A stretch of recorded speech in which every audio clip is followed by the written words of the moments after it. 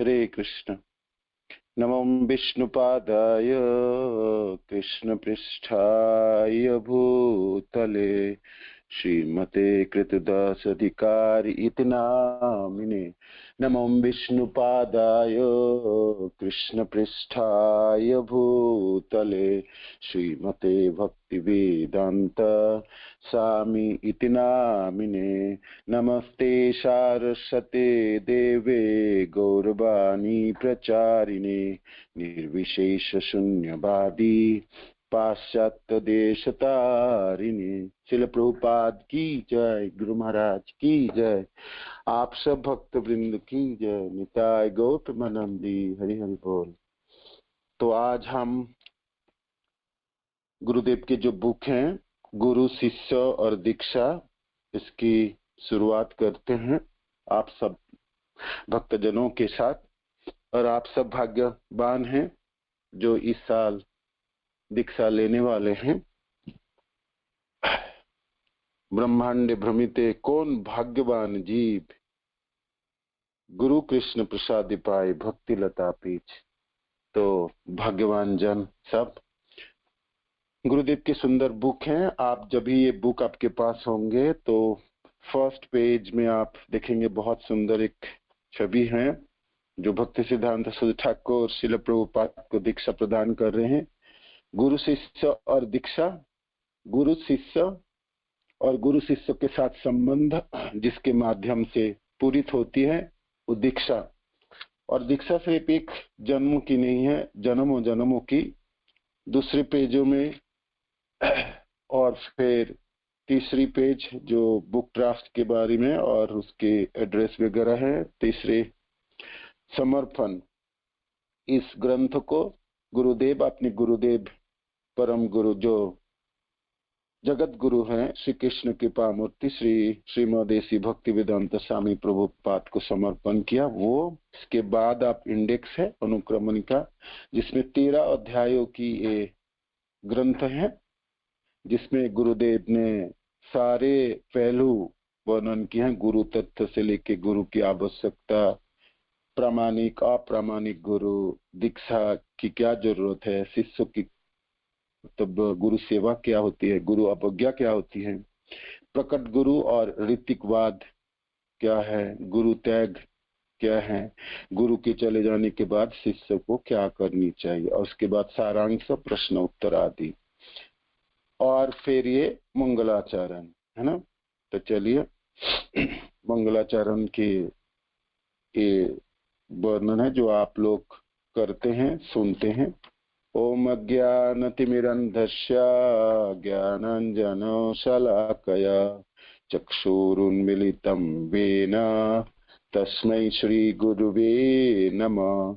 श्रीचैतन्यमनोभीष्टं स्थापितं येन भूतले स्वयं रूपकदा मह्यं ददाति सपदान्तिकम्। ऐसे करके मंगलाचरण शुरू हुई और अंतिम जो है हरे कृष्ण कृष्ण कृष्ण हरे हरे, हरे राम राम राम हरे हरे। तो ये मंगलाचरण आप पढ़ेंगे और गुनगुनाएंगे रोज सुबह, और जब आपके पास समय है तो शाम को भी आप पढ़ सकते हैं, गुनगुना सकते हैं। और इसके बाद है प्रस्तावना जो पेज नंबर 9 में, जहां से क्लास आज करनी है। ठीक है। तो प्रस्तावना आप जानते हैं, किसी ग्रंथ की प्रस्तावना लेखक उस प्रस्तावना में ग्रंथ की रचना क्यों किए, क्या उद्देश्य है ग्रंथ रचना की, ग्रंथ रचना की उद्देश्य तथा प्रयोजन प्रस्तावना में वर्णित होती है। इसके अंग्रेजी शब्द प्रीफेस कहलाते हैं, है ना।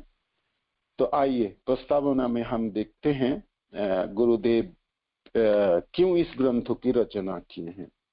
तो लिखते हैं, मैं अपने परम आराध्य नित्य लीला प्रविष्ट ओम विष्णुपाद अष्टतर शत श्री श्रीमदेसी भक्ति वेदांत स्वामी श्रील प्रभुपाद की असीम कृपा से गुरु शिष्य और दीक्षा नामक इस ग्रंथ को श्रद्धालु पाठकों के समक्ष प्रस्तुत करते हुए अपार प्रसन्नता का अनुभव करता हूँ। इस संसार में हम देखते हैं कि गुरुदेव वर्णन करते हैं, एक बालक शिक्षा लेते हैं तो स्कूल में जाते हैं और विद्यालय में जाके शिक्षा ग्रहण करते, फिर विद्यालय की पढ़ाई पूरी करते हैं और फिर वो उच्च विद्यालय है ना, प्राइमरी स्कूल से सेकेंडरी स्कूल, सेकेंडरी से और फिर कॉलेज जाएंगे, कॉलेज से यूनिवर्सिटी जाएंगे, है ना। तो जहां भी वो जाते हैं तो एक गुरु के अधीन तथा एक शिक्षक के अधीन रह के शिक्षा ग्रहण करते हैं। इसके बाद भी वो जीविका अर्जन करने के लिए जो आजीविका उन्होंने ग्रहण करते हैं, उनमें भी वो एक शिक्षकों की जरूरत तथा गुरु की जरूरत पड़ती है। जैसे एक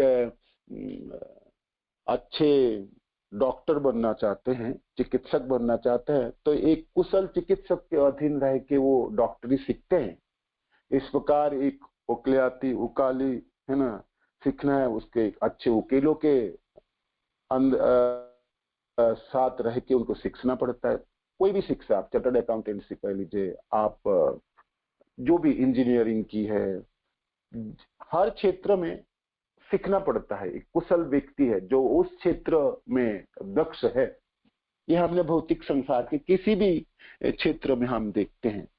तो फिर गुरुदेव लिखते हैं, जहां तक आध्यात्मिक ज्ञान तथा विज्ञानों की बात आते हैं तो लोग फिर गुरु धारण नहीं करते। वो क्या सोचता है, वो सोचते हैं भाई हमारी पूर्वजनों जैसे सीख लिया आध्यात्मिक, हम भी सीख लेंगे। तो गुरु धारण करने की उनकी कोई इच्छा ही नहीं होती। और कोई कोई लोग गुरु के बारे में जानते भी है, धारण भी करते हैं, किंतु उनको ये नहीं पता प्रामाणिक गुरु क्या होता और अप्रामाणिक गुरु क्या होता। वो बेचारा पाखंडी गुरुओं के चक्कर में पड़ जाता है और अपने जीवन की सत्यानाश कर देता है। और विशेष करके गुरुदेव यहाँ वर्णन करते हैं, जो आजकल इस कली युगों के प्रभाव से पाखंडी गुरु की बोलबाला है सर्वत्र। लोग इस पाखंडी गुरु के चक्कर में पड़ के अपने जीवन सत्यानाश करते, धनों की हानि कराते हैं और ऐसा करके पूरे संसारों में फैल जाता है। जी गुरु लोग बड़ी मुश्किल है, सत्यानाशों की बात है।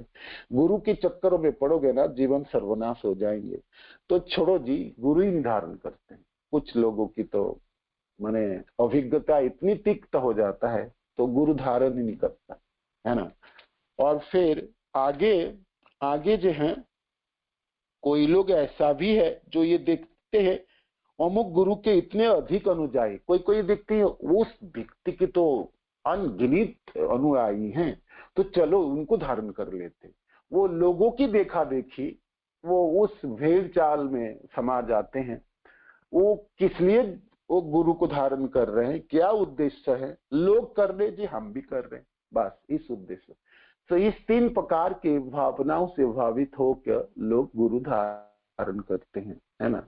कुछ कुछ लोग तो धारण ही नहीं करते, कोई धारण करते तो उसको पता ही नहीं प्रामाणिक अप्रामाणिक, पाखंडी के चक्कर में पड़ता है।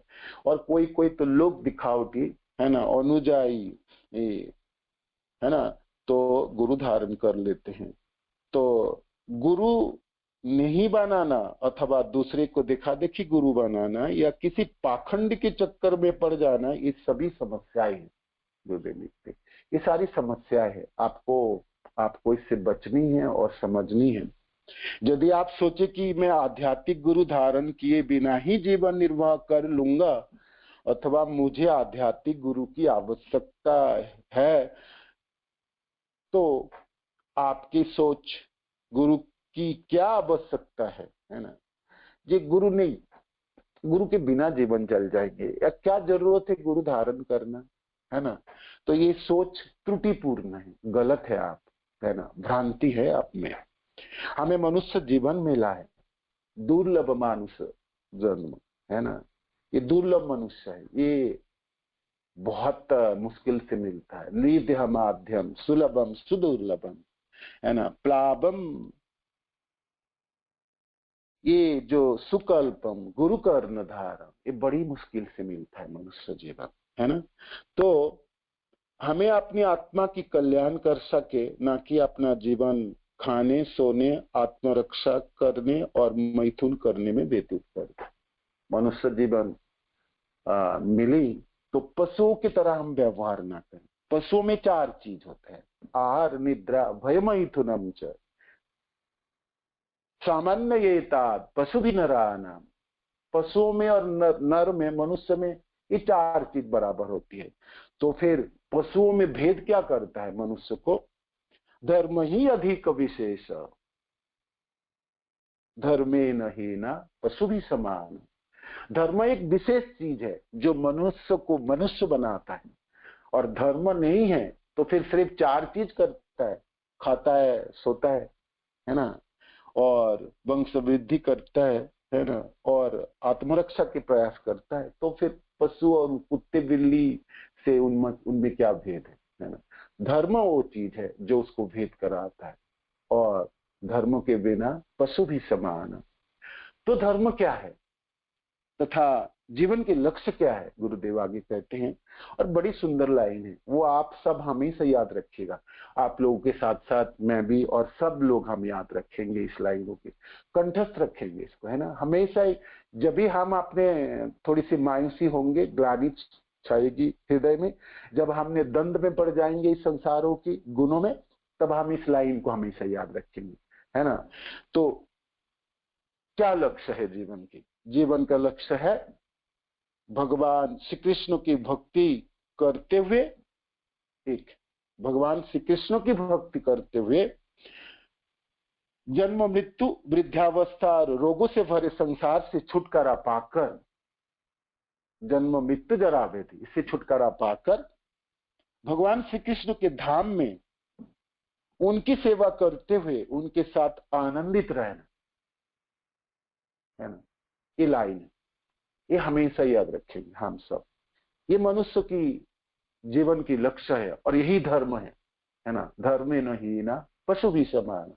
धर्म ये नहीं निभाए हमने तो हमने पशु की बराबर है। मनुष्य जीवन हमने मिला भी है किंतु हम मनुष्य नहीं कहलाएंगे, है ना।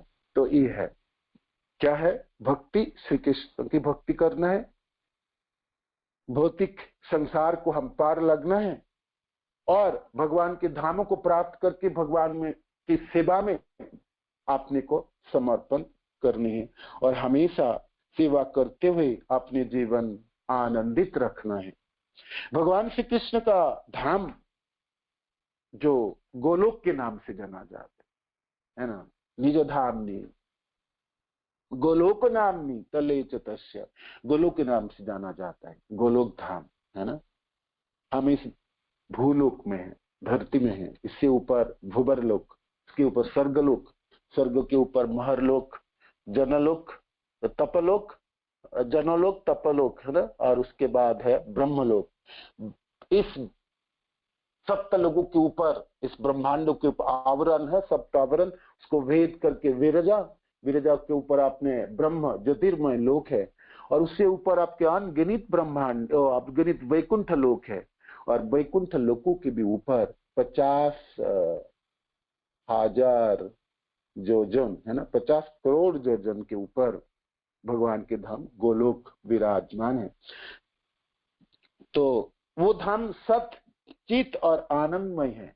सत बने हमेशा विराजमान रहेंगे, चित आनंद, चित ज्ञानमय है और आनंदमय है। वहां के रहने वाले स्वयं कृष्ण आनंद की आगार है, और प्रेमी जन और मुक्त जन वहां विराजमान रहता है। सब आनंद में रहते हैं, वहां पर आनंद में रहते हैं। वहां सारे बातें गण लोग वहां पर बोलते नहीं है, गाते हुए बोलते हैं, और लोग चलते नहीं है, नाचते हुए चलते हैं, है ना, नाचते हुए चलते हैं। और वहां सुरभि गाय है, चिंतामणि भूमि है, और क्या क्या है, एक पल भी समय नहीं बीतती, वहां काल नहीं है, ना अतीत और ना भविष्य, सिर्फ ना भूत ना भविष्य, वर्तमान ही समय रहता है ना।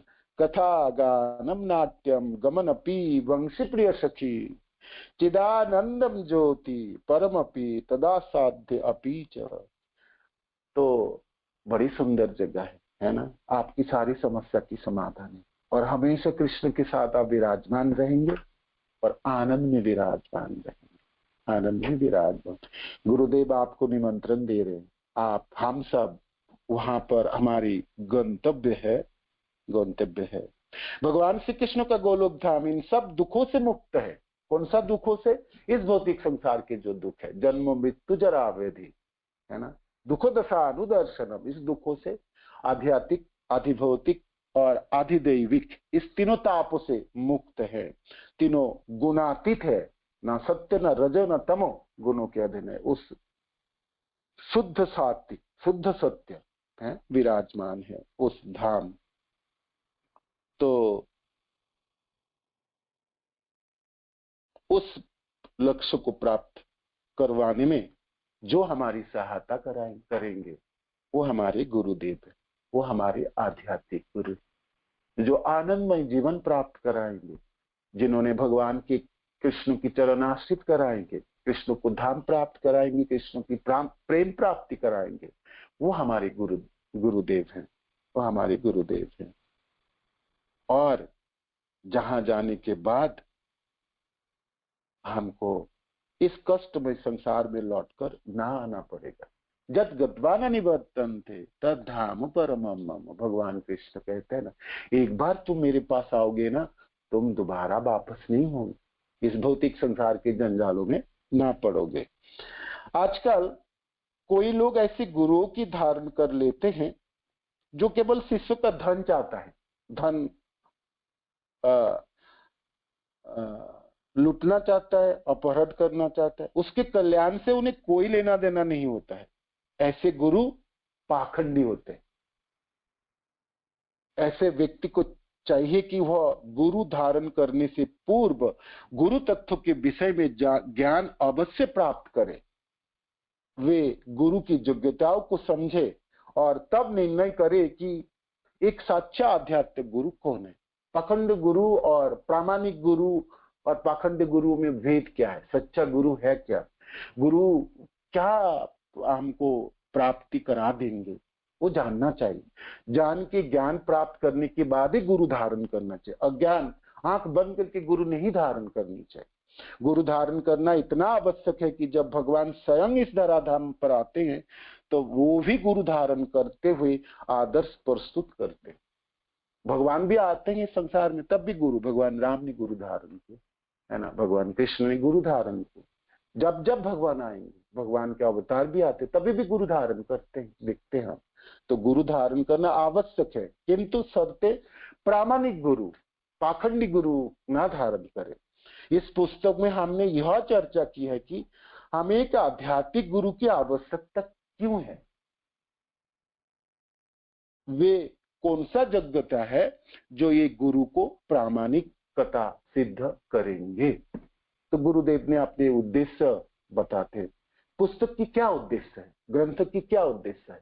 जो मैंने बताया, गुरु धारण करने की आवश्यकता क्या है, प्रामाणिक गुरु कौन है ना, पाखंड गुरु लोग कौन है, और कैसे आप भेद करेंगे, और भेद करके एक योग्य गुरु की चरणाश्रित आप होंगे। मनुष्य को चाहिए कि गुरु का निश्चय करने के पश्चात आप जब ने गुरु आप समझ गए, प्रामाणिक गुरु और गुरुदेव की चरण आश्रित होगे, और आपने ठान लिए जो मैंने इनको गुरुदेव के रूप में धारण करूंगा, तो करने के बाद आप पूर्ण शरणागत हो जाएंगे और उनकी निष्ठापूर्वक सेवा करेंगे, ताकि गुरु प्रसन्न होकर उसे दिव्य ज्ञान प्रदान करे और वह इस दुखालय से सदैव के लिए मुक्त हो सके, है ना। और एक बड़ी सुंदर लाइन है जो आप हमेशा धागे में पिरो के और अपने गले में रखोगे, माने आपके हृदयस्थ करोगे, हृदयंगम करोगे। ये लाइन हमेशा याद रखिए पूरे जीवन भर, जब तक हमने शरीर नहीं छोड़ेंगे। गुरु की सेवा से बढ़कर मनुष्य के लिए कोई और कर्तव्य नहीं है, कोई कर्तव्य नहीं है। बाकी सब कर्तव्य सेकेंडरी है, द्वितीय स्तर के। प्रथम स्तर के आपके कर्तव्य, बहुत सारे कर्तव्य में से कोई कर्तव्य को आपको चुनना है तो गुरु की सेवा सबसे बाहर करें, सबसे बाहर करें। बाकी सब कर्तव्यों को धकेला जा सकते, पीछे ला जा सकते, बाद में किया जा सकता है ना, ये तो सर्वोपरि आपको गुरु की सेवा, इससे बढ़कर और कोई कर्तव्य नहीं है ना। ये लाइन आप हमेशा याद रखिएगा। आप सब दीक्षित होने जा रहे, हम जो भी दीक्षित हम हुए, यही हमारे जीवन की सफलता है, ये हमने कर पाए, है ना, कर पाए। यदि गुरु प्रसन्न हो तो स्वयं भगवान प्रसन्न होते हैं, और यदि गुरु अप्रसन्न हो, ना गति कुतोपि, आपका कोई गति नहीं है, तो भगवान भी अप्रसन्न हो जाते हैं। इसके अतिरिक्त इस पुस्तक में हमने यह भी चर्चा की कि क्या हम एक प्रकट की गुरु की आवश्यकता है, क्या गुरु सशरीर में होनी चाहिए, प्रकट गुरु की आवश्यकता है। और फिर जब गुरु की देहात्तक हो जाते हैं, गुरु चल बढ़ते हैं इस संसार से, तो फिर शिष्य की क्या कर्तव्य होती है ना।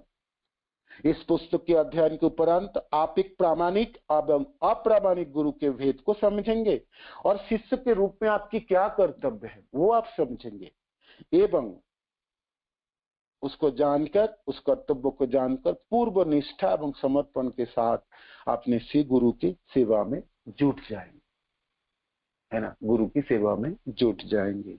वैष्णव दास अनुदास गुरु महाराज अपनी प्रस्तावना पेश किए।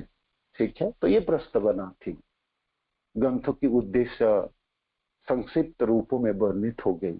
ठीक है, अब आई गुरु तथ्य, प्रथम अध्याय गुरु तथ्य एवं महात्मा। गुरु तथ्य है क्या, क्या महिमा है गुरु की। ठीक है, गुरु का अर्थ है भारी, गुरु शब्द का अर्थ भारी है, अर्थात ज्ञान सबसे भारी है, अर्थात महान है। अतः मूल पूर्ण ज्ञानी पुरुष, जो सबसे ज्ञानवान व्यक्ति है, वो जानते हैं श्री कृष्ण के लिए गुरु शब्द प्रयुक्त होता है, उनकी ही स्तुति की जाती है। सर्वभूत गुहावासम वासुदेवम जगत गुरुम, अंतर में गुहावास है ना, हृदय एक गुहा की तरह है, सबों की गुहा में, सबों के हृदय में विराजमान श्री कृष्ण है, वासुदेव है, वसुदेव के पुत्र वासुदेव, इसलिए जगत गुरु है, जगत गुरु है। सभी के हृदय में निवास करने वाले श्री कृष्ण वासुदेव संपूर्ण विश्व के गुरु है। कृष्णम वंदे जगत गुरु, अर्थात जगत गुरु श्री कृष्ण चंद्र को मैं वंदना करता हूँ। और ये श्लोक ब्रह्म वैवर्त पुराणों की में है, जो यहाँ पर वर्णित हुए 69 से लेकर 71 तक है। विष्णु मंत्र प्रदत्या च स गुरु विष्णु भक्तिदौ, गुरुश्च ज्ञानदाता च तत्ज्ञानं कृष्ण भावनम्, आब्रह्मस्तपर्यन्तं जतो विश्वं चराचरम्, आविर्भूतं तिरभूतं किं वा ज्ञानं तदन्नयत्, वेदजं योगजं जदस्तर्सारं हरिसेवनम्, तत्वानां सारभूतं च हरे अन्याद्विडम्बनम्। गुरु वही है जो भगवान विष्णु मंत्र प्रदान करते हैं, वे विष्णु की भक्ति प्रदान करे। गुरु वे है जो ज्ञान दाता है, और ज्ञान वही है जो भगवान कृष्ण में अटल प्रेम उत्पन्न कराता है, क्योंकि वहां से, यहां से लेकर ब्रह्मलोक पर्यंत चर अचर सहित सारे विश्व जिसमें प्रकट और अंतर्हित होता है, उनके अतिरिक्त अन्य से क्या ज्ञान मिलेगा। अतः वेद और योगों की क्रियाओं का सार भाग यही है कि हम भगवान की सेवा करें, हम भगवान की सेवा करें। वेदजम योगजम जदत्त सारम, वेदों की और सारे ज्ञानों की सार क्या है, हरिसेवनम, भगवान कृष्ण की सेवा हो, है ना, यह सार है। सारम सारम सब उत्तारम, सारों की सार है, भगवान की सेवा करे, यही तत्व की सार भाग भी है। और हरि से अन्य तो विडंबना मात्र है, हरि अन्य विडंबनम, हरि के अलावा और किसी चीजों की पूजा उपासना आदि तो विडंबना है, विडंबना है ना। मूल गुरु अर्थात ज्ञान के स्रोत भगवान श्री कृष्ण है।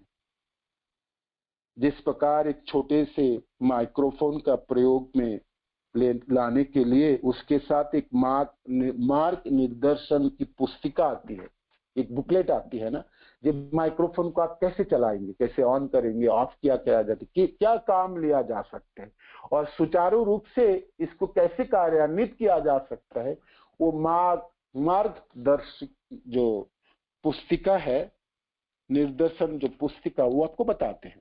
उसी प्रकार भगवान श्री कृष्ण इस भौतिक जगत, आध्यात्मिक जगत, माया, जीव, प्रकृति आदि के रचयिता वो स्वयं है। इस सृष्टि के रचयिता श्री कृष्ण है, आध्यात्मिक जगत की रचयिता श्री कृष्ण है। इस सृष्टि में विराजमान सारे जीव उन्हीं के हैं, और जो शक्तियां हैं, शक्ति की जो यहाँ पर संचालन होती है, तथा उनकी बहिरंगा शक्ति है, उनकी तटस्था शक्ति हो या श्री कृष्ण की अंतरंगा शक्ति हो, सबकी मूल रचयिता वो स्वयं है। वर वे उपरुक्त तथ्य किस प्रकार कार्य करेंगे, इस भौतिक संसार किस प्रकार कार्य करे, जीव किस प्रकार कार्य करे, है ना, वो इनका ज्ञान वेदों एवं अन्य वैदिक शास्त्रों में जो सृष्टि की मार्गदर्शक पुस्तिका है में किया है ना। वेद और वेदों से आने वाला समस्त शास्त्र, है ना, वेदांत, पुराण आदि, है ना, तो ये भगवान कृष्ण प्रदान किए हैं, है ना। साधु शास्त्र के पाई यदि कृष्ण उन्मुख है, साधु शास्त्र, साधु प्रदान की कृष्ण, शास्त्र भी प्रदान किए, तो वेदों की शास्त्र भगवान कृष्ण ने दिए हैं और उसमें बताए जी भाई आप कैसे करके जीवन धारण करोगे, क्यों जीवन धारण करोगे, है ना, मृत्यु के बाद आपकी क्या गति होनी चाहिए और किस प्रकार मृत्यु अपनाओगे और करोगे क्या आप यहाँ पर, और किस प्रकार आप जियोगे और किस प्रकार जीनों से आप आनंद के प्राप्ति करोगे इस जीवन में भी और जीवन के अंत में भी, वो सब वेदों में वर्णित है। और वेद के जानने वाला भगवान कौन है, स्वयं कृष्ण है। वेदेश्च सर्ववेद अहमेव वेद्य, वेदों में जानने वाले जो जिसके लिए वेद को आप पढ़ोगे वो मेरे को जानोगे जी, मेरे को। वेद पढ़ के आपको ज्ञानी नहीं बनना, वेदों को पढ़ के मेरे को जानना। वेदेश्च सर्ववेद अहमेव वेद्य, वेदांत कृत, और वेद को संकलन करने वाला मैं हूं, वेदांत कृत, वेद विद्यो अहम, और वेदों को ठीक से अच्छे से जानने वाला भी मैं हूं। भगवान गीता में बताते 15 श्लोक है। अतः वे परम ज्ञान के भी मूल स्रोत है, भगवान श्री कृष्ण परम ज्ञान के मूल स्रोत है। सृष्टि के मूल रचयिता कृष्ण है, और यह कैसे कार्य करती है इसका ज्ञान श्री कृष्ण ने वैदिक साहित्य में दिया है। वैदिक साहित्य तो भगवान कृष्ण आदि है, मध्य है और अंत भी है ना। हर जगह में कृष्ण खड़े हैं, सर्वत्र कृष्ण विराजमान है, वासुदेव रूप उनके व्यापक हैं, हर जगह कृष्ण है। अंडांतरस्तम परमाणु चुआंतरस्तम, कण कण में कृष्ण विराजमान, कृष्ण की संसार है ना, कृष्ण रचयिता है, कृष्ण पूर्ण ज्ञान है, सच्चित आनंद वही है कृष्ण। कृष्ण से चली आने वाली ज्ञानी तो फिर पूर्ण होगी ना, है ना। तो इसीलिए गुरुदेव यहाँ कहते हैं गुरु परंपरा में आने वाले गुरु इस ज्ञान को यथारूप सीखते हैं। किस ज्ञान को, जो भगवान कृष्ण ने बताए, जो वेदों में, वेदांत शास्त्र आदियों में, जिसमें गीता, भागवत, चैतन्य चरितामृत आदि ग्रंथों में, हमारे आचार्यों के सारे ग्रंथों में लिपिबद्ध है, तो यथारूप सीखते हैं। यथारूप शब्द का अर्थ है जैसे जैसे भगवान ने वर्णन किया, उसमें कोई मिलावटी नहीं किया गया या आपने मन गणन भावनाओं को निरूपित नहीं किया गया, इसको यथारूप कहते हैं। और आपने शिष्य को सिखाते हैं, आपने शिष्य को सिखाते। तो ये प्रामाणिक गुरु, यथार्थ गुरु भगवान श्री कृष्ण के परंपरा में आएंगे, कृष्ण से संबंधित होंगे, कृष्ण से ज्ञान प्राप्ति करेंगे शास्त्रों के माध्यमों से, और फिर अपने शिष्यों को प्रदान करेंगे। इसलिए गुरुदेव यहाँ पर उदाहरण प्रस्तुत करते हैं, उदाहरण प्रस्तुत करते हैं। जे यह उदाहरण से हम, एक उदाहरण से हम गुरु परंपरा को समझते हैं, है ना। जैसे संविधान की रचयिता हम जानते हैं, हमारी भारत की संविधान के रचयिता है डॉक्टर भीमराव अंबेडकर। तो उन्होंने रचना की, तो फिर उन रचना के बाद जो उन्होंने रचना की है उनसे कुछ व्यक्तियों ने संविधान के ज्ञान उनसे सीखे और फिर अपने शिष्य को सिखाए, और फिर वो शिष्य बने जिन्होंने सीखे और फिर अपने शिष्य को सिखाए संविधान। तो संविधान की ज्ञान आपको सीखना है, जैसे भीमराव अंबेडकर जी ने जैसे संकलित किए हैं और जैसे उनके द्वारा प्राप्ति हुई है, तो परंपराओं में, है ना, शिष्य से शिष्य, शिष्य से शिष्य, ऐसे परंपराओं से प्राप्त। इस प्रकार मूल ज्ञान वही रहा और कालांतर में अनेक व्यक्तियों ने अपने वरिष्ठों से सीखकर अपने कनिष्ठ को दिया है। ये है गुरु परंपरा, जिसमें अध्यतन गुरु सर्वप्रथम स्वयं सीखकर तत्पश्चात मूल ज्ञान की विषय वस्तु से छेड़छाड़ ना करके उस ज्ञान को यथारूप आगे अपने शिष्यों को देता है, आगे अपने शिष्यों को देता है। छेड़छाड़ नहीं करना, छेड़छाड़ कर लिए और अपनी भावना जोड़ दिए तो फिर परंपरा टूटी, है ना, परंपरा टूटी। इसलिए भगवान कृष्ण गीता में कहते हैं ना, ये परंपरा टूट गई अर्जुन, इसलिए तो मैंने आपको शिक्षा देता हूँ, है ना, आपसे परंपरा फिर शुरू हुआ। इससे पहले मैं सूर्य देव को सिखाए, है ना, और फिर इसके बाद परंपरा चली कि तो बीच में टूटी, फिर आपको मैं शिक्षा देता हूँ, तो ये शिक्षा आगे चलेगी, है ना। तो छेड़छाड़ हो जाएगी या टूट जाएगी तो फिर परंपरा टूट जाती है ना, परंपरा टूट जाती है। तो गुरु श्री कृष्ण से चली आने वाली परंपरा में ज्ञान लेता है और फिर उस ज्ञान को यथारूप अपने शिष्यों को प्रदान करता है। गुरु परंपरा एवं गुरु तत्व का संबंध यह है कि श्री गुरु तत्व केवल हमारे गुरु व्यक्तिगत स्वरूप में ही नहीं है, अपितु उन गुरु के पीछे समस्त गुरु परंपरा खड़े, समस्त गुरु परंपरा खड़े। जब आप दीक्षा लेंगे हमारे गुरुदेव से, तो आप एक व्यक्ति से नहीं दीक्षा ग्रहण कर रहा, एक परंपरा से दीक्षित हो रहा है। क्या भाग्य है ना, अद्भुत भाग्य है, अद्भुत। जीव की तो अद्भुत भाग्य है दीक्षा, एक जीवन के इतनी सुंदर प्राप्ति है, इतनी सुंदर प्राप्ति है ना। तो एक व्यक्ति से नहीं, आप एक परंपरा से, गुरु के पीछे गुरु खड़े। जैसे हमारे गुरुदेव, उनके परम गुरुदेव श्रील भक्ति सिद्धांत आपके अभय चरणारविंद, है ना, श्रील प्रभुपाद, और फिर उनके गुरुदेव श्रील भक्ति सिद्धांत सरस्वती ठाकुर, उनके गुरुदेव, है ना, गौर कृष्णदास बाबा जी महाराज के, जगन्नाथ दास बाबा जी महाराज, है ना, ऐसे करके परंपरा चली, है ना। बलदेव विद्याभूषण आदि विश्वनाथ चक्रवर्ती पाद होते हुए, है ना, हमारे 6 गोस्वामियों, है ना, तो रूप गोस्वामी पाद तक पहुंची और फिर उसके ऊपर गौरांग महाप्रभु, है ना, नित्यानंद प्रभु, श्रीमती राधा रानी और श्री कृष्ण, ये परंपरा पहुंची कृष्ण तक, है ना, कृष्ण तक पहुंची।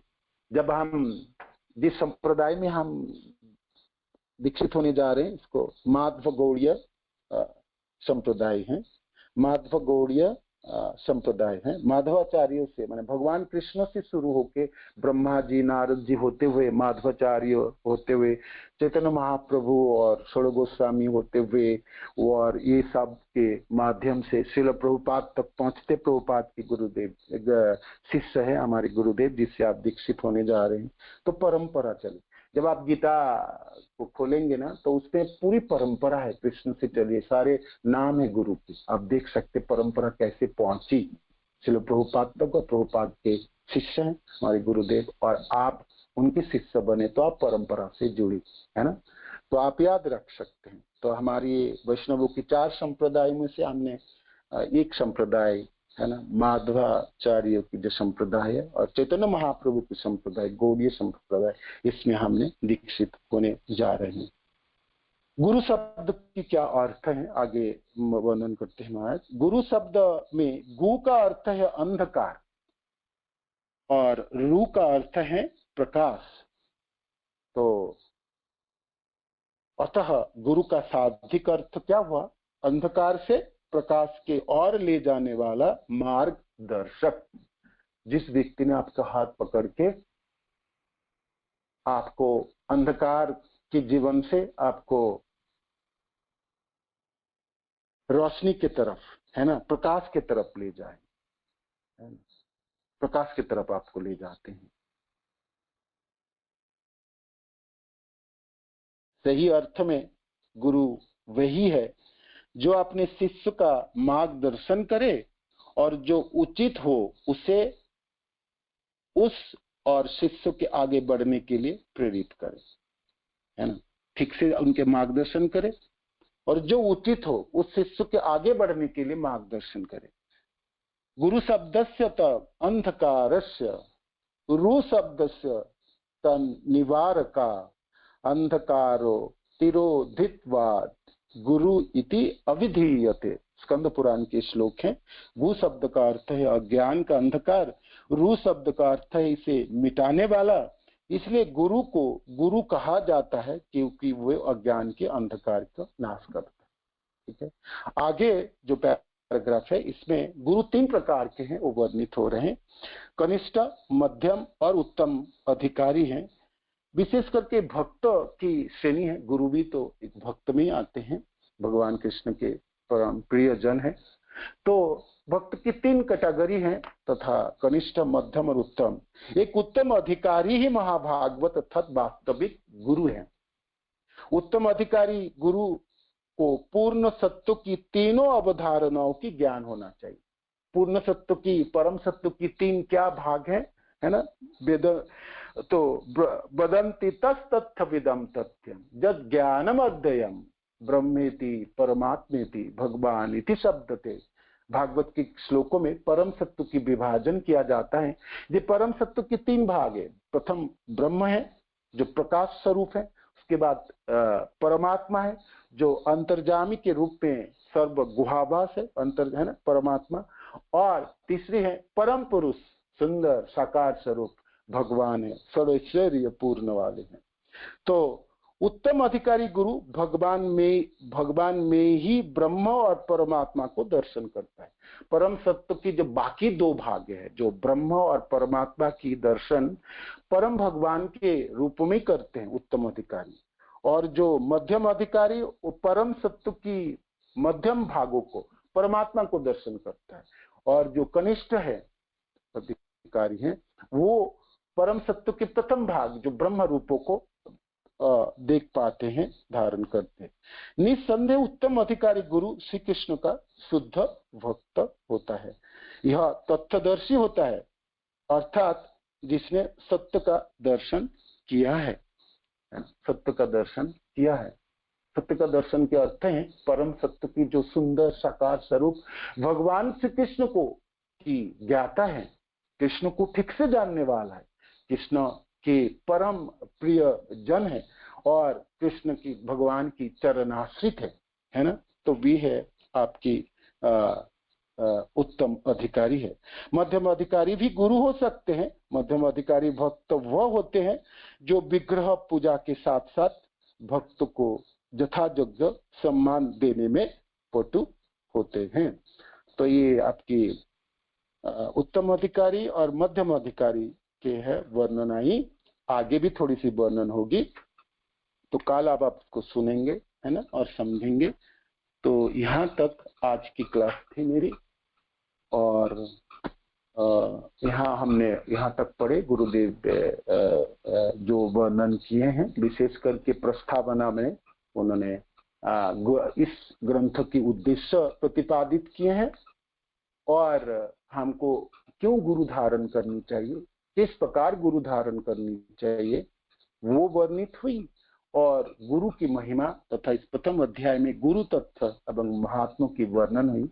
तो गुरु शब्द के अर्थ है, गुरु की क्या महिमा है वो थोड़ी बहुत वर्णन हुई और गुरु की भेदों की वर्णन हुई।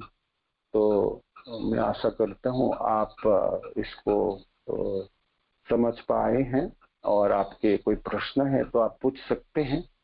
यथा शक्ति थी मेरी।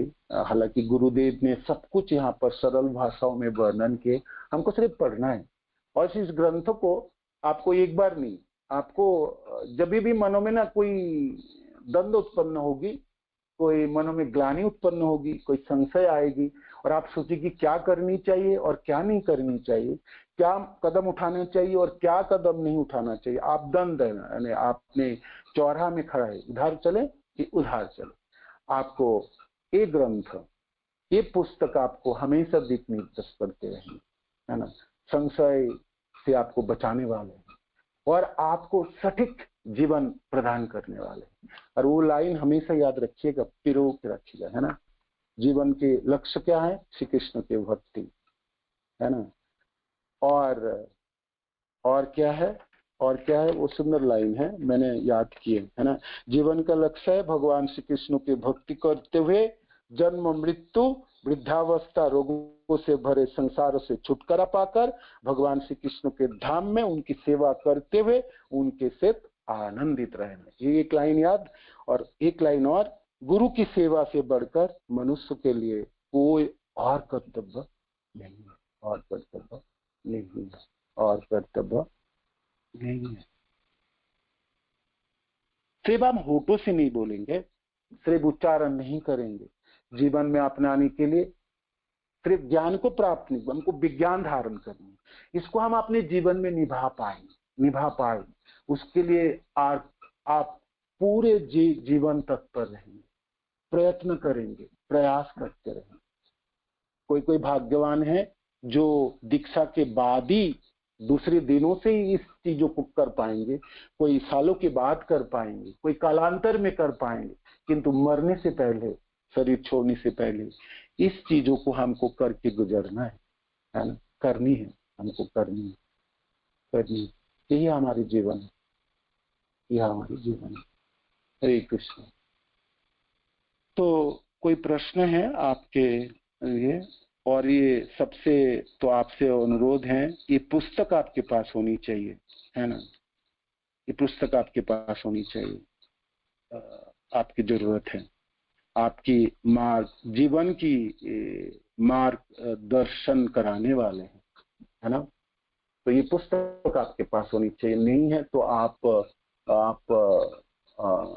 उसको कोरियर करा सकते हैं। आप सब ग्रुप में मैसेज डाला हुआ है, आप फोन करके बुक मंगा लीजिए, अपने मेंटर से मंगाइए, कहीं से भी आप जाके आज इसको आप ले आइए, क्योंकि पुस्तक के बिना आप आगे पूरे महीने क्लास चलेगी, आप पढ़ नहीं पाएंगे, सुनेंगे तो भूल जाएंगे, फिर आपको थोड़ी याद करनी है ना, तो दिन के समय थोड़ा सा पढ़ना है आपको, और थोड़ी थोड़ी करके पढ़ाएंगे आपके सारे वक्ताओं ने, तो आपको आसान होगी पढ़ने में, है ना। जैसे आज की आपने जो क्लास हुई वो आप 15 मिनट 20 मिनट और पढ़ लेंगे सुनने के बाद, दोपहर के समय, शाम के समय, संध्या के समय, रात्रि में सोते समय, तो फिर आत्मसात कर पाएंगे, हृदयंगम कर पाएंगे। और आप इस पुस्तक की जब समाप्ति होगी तो आप बिल्कुल आप बोल पाएंगे कि मैं विकसित होने जा रहा हूँ। आपके हृदय भर उठेगी, आप बहुत आनंदित हो जाएंगे कि मैंने सही कदम उठाए और एक प्रामाणिक गुरु के चरणाश्रित हो गए, है ना। ओहो भाग्य मेरे को, भगवान कृष्ण ने कितनी कृपा की आपके, ठीक है। तो अनुरोध है आप सबसे विनम्र, आप ये पुस्तक आप कैसे भी करके संग्रह कीजिए, आपके पास होनी चाहिए, है ना, होनी चाहिए, ठीक है। तो अब आप प्रश्न उत्तर। हरे कृष्ण। प्रभु जी। धन्यवाद। प्रणाम प्रभु। Yes Prabhu, please. प्रभु जी, मेरा ये सवाल था, जैसे कि आज हमने देखा कि मतलब सबसे पहली गुरु सेवा है, लेकिन अगर हमें कभी सिचुएशन में पड़ जाए कि एक तरफ गुरु सेवा और एक तरफ डिवोटी केयर, तो हमें क्या चूज करना चाहिए, डिवोटी केयर या गुरु सेवा? तो जी प्रश्न है, हम संशय में पड़े, एक तरफ हमने भक्त की सेवा करें या गुरु की सेवा करें।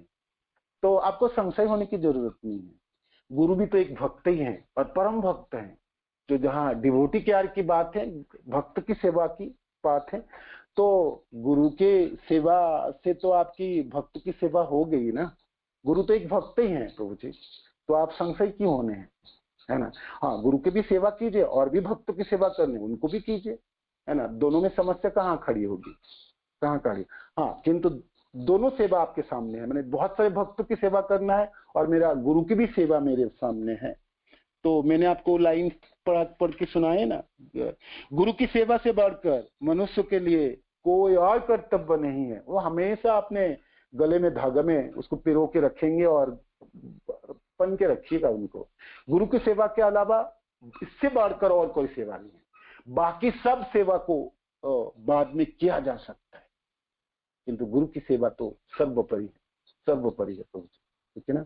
दोनों में चुनने की बात आई तो प्रथम चयन तो गुरु की सेवा होगी, दूसरी चयन तो सेवा के बाद आपके पास समय मिलेंगे, सामर्थ्य भी होगी तो उस समय कर लीजिए, गुरु सेवा के बाद तो कर लीजिए, या गुरु ही आज्ञा दे देंगे आपके, जी गुरुदेव मेरे को ये सेवा है, मेरा थोड़ा सा आप मेरे को आज्ञा दीजिए, मांग लीजिए, दे देंगे, एकदम दे देंगे आपको सेवा, है ना। आपको कोई संशय ना होगी, ना होगी, ना होगी, कभी नहीं होगी, है ना।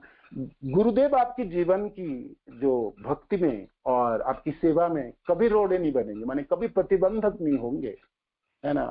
सहर्ष आपको आदेश प्रदान कर देंगे, आज्ञा दे देंगे। हरे कृष्ण प्रभु जी, दंडवत प्रणाम, प्रणाम, प्रणाम। हरे कृष्ण, हरे कृष्ण। बताइए प्रभु जी, मैं आपसे पहले तो दंडवत प्रणाम प्रभु जी।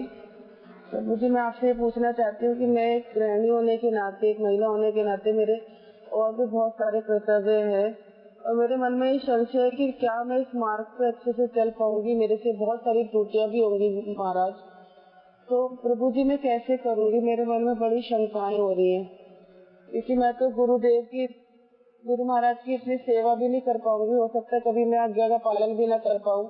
घर गृहस्थी के बहुत सी मेरे पर बंदिशें भी है गुरु, मैं प्रभु जी मैं कैसे करूंगी। हरे कृष्ण। आपने उत्तर लीजिए। बहुत सुंदर बिनु माता जी के प्रश्न है हम सबों के लिए। उनके मनों में शंका है, भय है, कर पाएंगे क्या हम, और गुरु की सेवा कर पाएंगे, आज्ञा पालन कर पाएंगे, और इतनी सारे हमारी कर्तव्य हैं और मेरे ऊपर इतना कर्तव्य है, एक गृहिणी होने के नाते, गृहस्थ होने के नाते कर पाएंगे, अवश्य कर पाएंगे आप माता जी, अवश्य कर पाएंगे। भगवान कृष्ण आपको हाथ पकड़ के आपको गुरुदेव की चरणास्थित करा रहे हैं। भगवान कृष्ण दयालु हैं, आप कर पाएंगे, इसी तो करा रहे हैं ना। तो आप आशा रखिए, भरोसा कीजिए भगवान कृष्ण में, है ना, अवश्य कर पाएंगे। और जहां तक गुरु की आज्ञा की पालन है, आप गृहस्थ, हम सब गृहस्थ ही हैं, मैक्सिमम हमारी परंपराओं में इसमें हम सब गृहस्थ जन, और हमारे गुरुदेव भी गृहस्थ हैं, है ना। तो वो सारे गृहस्थों की कर्तव्य निभाते हुए भी अपने भक्ति संपादन कर रहे हैं और निभा रहे हैं और कर पाएंगे। माता जी, आपकी प्रश्न था जी, गुरु की आज्ञा की पालन कर पाएंगे। आपके मनों में इच्छा है ना, भावना देखो आपको जागृत हो ही गई, दीक्षा से पहले जागृत है, जब मैं कर पाऊंगा, यही चीज आपको हमेशा हमेशा जागरूक रखेंगे। तो मेरे को गुरु की आज्ञा पालन करनी है ना, पालन करनी है, गुरु की सेवा करनी है, यही चीज आपके आग की तरह आपके हृदय में हमेशा प्रज्वलित रहेंगे और उस कार्यों को साधन कराने में सक्षमता प्रदान कर देंगे, है ना। ये भावना हमेशा आप रखिएगा माता जी, हमेशा रखिएगा, दीक्षित होने के बाद पूरे जीवन भर रखिए। जब मैं आपने गुरु की सेवा करनी है, गुरु की आज्ञा की पालन करनी। हे कृष्ण, समस्त भक्त परंपरा और सब जन मिलके मेरे को आशीर्वाद दीजिएगा, जो मैं अपने गुरु की सेवा कर पाऊं और उनकी आज्ञा के पालन कर पाऊं। मेरी जीवन की यही आशा है, यही अभिलाषा है और यही मेरा जीवन के लक्ष्य है ना। इसको भूलिएगा मत माता जी, कभी भी भूलिएगा मत, और आप याद रखेंगे तो कर पाएंगे। और फिर आप दीक्षित होने के बाद समस्त भक्त जनों की सानिध्य प्राप्त करेंगे। बाकी सब भक्त लोग कैसे कर पाते हैं सुन पाएंगे। आप प्रश्न पूछिए, जब भक्त के संग होंगे, जब साधु के संग में रहेंगे, तब उन सब भक्त जनों से पूछे, जे प्रभु जी माता जी आप लोग कैसे सेवा करते हैं गुरु की, किस प्रकार कर पाते, आप लोग भी तो गृहस्थ लोग हैं, गृहस्थ जन है, समस्त कर्तव्यों को निभा के भी कर कैसे पाते हैं, मेरे को भी थोड़ी सिखा दीजिए, मैं भी कर पाऊं। तो फिर आप ये प्रश्न पूछिए, वो लोग भी आपको उत्तर प्रदान कर देंगे। ठीक है माता जी, कर पाएंगे, आप अवश्य कर पाएंगे। भगवान आपको हाथ पकड़ के चुन के लाए, करोड़ों जनों में से आपको उठा के ला रहे हैं और एक सुंदर संप्रदाय प्राप्त करा रहे हैं और सबसे बड़ी एक सुंदर गुरुदेव की चरणास्थित करा रहे हैं। भगवान अति भी कृपालु हैं, आपको चुन के लाए हैं, बिल्कुल चुन के लाए, है ना, बिल्कुल चुन के लाए। आप अवश्य लायक हैं, इसलिए तो चुन के लाए हैं आपको, है ना, आपको प्रदान करा रहे हैं। कर पाएंगे माता जी, अवश्य कर पाएंगे। सही बोल। जो ब्रह्म गौड़ीय संप्रदाय है, क्या ये चैतन्य महाप्रभु से रिलेटेड है? हाँ, मैंने आपको बताया ना क्लास में। धन्यवाद। ये भगवान श्री कृष्ण से चली आई इस परंपरा। भगवान कृष्ण ब्रह्मा जी, नारद जी होते हुए माधवाचार्य से शुरू करके माधवाचार्य से होते हुए ये परंपरा आपकी माधवेंद्र पुरी पाद, चैतन्य महाप्रभु के प्रत्यक्ष शिष्य जन श्री रूप गोस्वामी पाद, सनातन गोस्वामी पाद होते हुए और आप परंपराओं में होते हुए श्रील प्रभुपाद, और प्रभुपाद के बाद आपके गुरुदेव, और आप उनके शिष्य बनने जा रहे हैं। तो ये परंपरा माधवाचार्यों की परंपरा, ये महाप्रभु की परंपरा है, महाप्रभु की संप्रदाय है, इसलिए माधव गौड़ीय संप्रदाय है। इससे दो नाम आते हैं। हमारे संप्रदाय को जब आप बताएंगे कि भाई किस संप्रदाय में आप दीक्षित हैं, तो आप माधव गौड़ीय संप्रदाय, माधव मीन्स माधवाचार्य पद, और गौड़ीय शब्द का अर्थ ही है गौड़ देश में रहने वाले, जो महाप्रभु के आश्रित है वो है गौड़िया जन है। तो हम लोग महाप्रभु की चरण आश्रित है, तो महाप्रभु की संप्रदाय है। ठीक है माता जी, हरे कृष्ण। ये सवाल किसी को प्रश्न है? और जो ब्रह्म और परमात्मा का दर्शन करते हैं, जो उत्तम अधिकारी गुरु भगवान में ही ब्रह्मा और परमात्मा का दर्शन करते हैं, तो ब्रह्म और परमात्मा में क्या अंतर है प्रभु जी? ब्रह्म और परमात्मा में क्या अंतर है? ब्रह्म है भगवान कृष्ण की शरीरों की आभा है, किरण है, जो ज्योति कहलाता है, ये ब्रह्म है ना। और परमात्मा है भगवान हर जीवों के हृदय में विराजमान है, परमात्मा स्वरूप में है ना, अंतर्जान। जद्दई तो ब्रह्म उपनिषदि तदपाश्रत अनुवा, जो आत्मा अंतर्जामी स अस्य अंश विभव, है ना, चैतन्य चैतन्य श्लोक आती हैं। जो अद्वैत है, जो ब्रह्म है, जो ज्योति स्वरूप है, वो ब्रह्म कहलाते हैं। और भगवान परमात्मा के अंगूठे के आकार में हर हृदय के विराजमान रहते, सब जीवों में रहते हैं। विशेष करके ये क्षीरोदक्षाई विष्णु परमात्मा स्वरूप में हर जीव में रहते हैं। मनुष्य के हमारे हृदय में भी ये परमात्मा स्वरूप है माता जी, है ना, ये परमात्मा स्वरूप है। तो ब्रह्मा हुई, परमात्मा हुई, और भगवान श्री कृष्ण अपने साकार रूपों में है ना, जो द्विभुज रूपों में गोलोक वृंदावन में विराजमान है ना। गोप वेश वेणुकर नव किशोर नटवर सम सुंदर स्वरूप है, ये भगवान के साक्षात सुंदर रूप है। तो ये तीन भाग है, परम सत्व की तीन भाग है। ब्रह्म भगवान कृष्ण के शरीरों की विकीर्ण तथा आभा है। परमात्मा सारे हृदय में विराजमान, जो जोगी लोग योग साधनाओं के माध्यम से करते हैं। ब्रह्म की साधना, जो ज्योति की उपासक, ज्योति की उपासना करने वाले है ना, ब्रह्म लोग हैं, ब्रह्म वो करते हैं। और जो भक्त लोग हैं वो भगवान के साकार स्वरूप, जो कृष्ण के सुंदर रूपों की उपासना तथा भक्ति करते हैं। तो ये तीन स्वरूप है माता जी, ठीक है, ब्रह्म, परमात्मा और साकार भगवान स्वयं, 6 ऐश्वर्य से परिपूर्ण भगवान। ठीक है, हरे कृष्ण। यस, और किसी को है? लास्ट क्वेश्चन है। मैं आपने प्रभु जी, मैं ये कर रही थी, जैसे आपने मीनू माता जी ने पूछा था, वही क्वेश्चन मेरा था। मेरे को दीक्षा लेने से डर लग रहा था, लेकिन अब आज की क्लास सुन के मेरा डर खत्म हो गया है, और क्वेश्चन के आंसर सुन के डर खत्म हो गया है। प्रभु जी, हरे कृष्णा, दंडवत प्रणाम। ये बिल्कुल निडर रहिए, सबसे बड़ी प्राप्ति जीवन की है। माने करोड़ों जन्मों की जो प्राप्ति नहीं हुई, इस जीवन में आप लोग प्राप्त करने जा रहे हैं। तो जब सबसे बड़ी चीज प्राप्ति हो, और जो आपने आशा भी नहीं की, मैंने सबसे बड़ा आपकी प्राप्ति हो, तो मन में आनंद होनी चाहिए, ना कि डर होनी चाहिए। बिल्कुल आनंदित रहिए, बिल्कुल आनंदित। भगवान बहुत कृपामय है। भगवान कृष्ण ने आपको क्या अद्भुत चीज प्राप्ति कराने जा रहे। जब आप भक्ति करते करते कुछ सालों के बाद पीछे मुड़ेंगे ना, देखेंगे ये क्या अद्भुत कृपा थी कृष्ण की, ये ऐसे गुरुदेव प्राप्ति करा दिए हमको, ऐसे सुंदर संप्रदाय प्राप्त। हमेशा आप इसके लिए आप आनंदित होंगे, और आप अपने मेंटर्स को, समस्त भक्त जनों को आपने कहेंगे, कृतज्ञ रहेंगे, जी क्या सुंदर संप्रदाय और गुरुदेव प्राप्ति करा दी। ठीक है माता जी, हरे कृष्ण, धन्यवाद, प्रणाम।